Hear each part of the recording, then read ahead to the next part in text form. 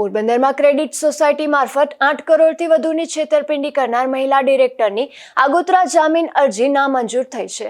તેમજ જેલમાં રહેલ તેમના પુત્રની રેગ્યુલર જામીન અરજી પણ કોર્ટે નામંજૂર કરી હતી, જેને 10 દિવસ વીતી ગયા હોવા છતાં મહિલા ડિરેક્ટર પોલીસને હાથે લાગી નથી.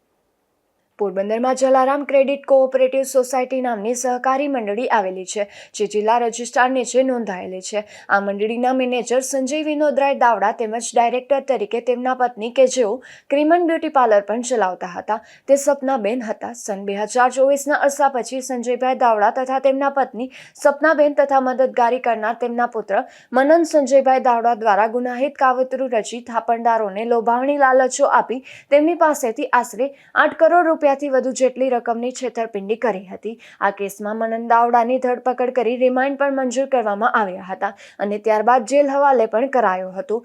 પોતે આ ગુનામાં નિર્દોષ હોવાનું જણાવી જામીન ઉપર મુક્ત થતા તેને રોશન્સ કોર્ટ પર જામીન અરજી કરી હતી અને તે જ રીતે ડાયરેક્ટર સપનાબેન પણ ગુનામાં નિર્દોષ હોવાનું જણાવી આગોતરા જામીન ઉપર મુક્ત થવા કોર્ટમાં જામીન અરજી દાખલ કરેલી હતી. નામંજૂર કરતા હુકમો કરવામાં આવ્યા હતા, ત્યારે સપનાની પણ ધરપકડ કરવામાં આવે તેવી શક્યતા વર્તાઈ રહી છે, જેને 10 દિવસ વીતી ગયા છતાં હજુ સુધી સપના પોલીસને હાથે ન લાગતા અનેક ચર્ચાઓ જાગી છે.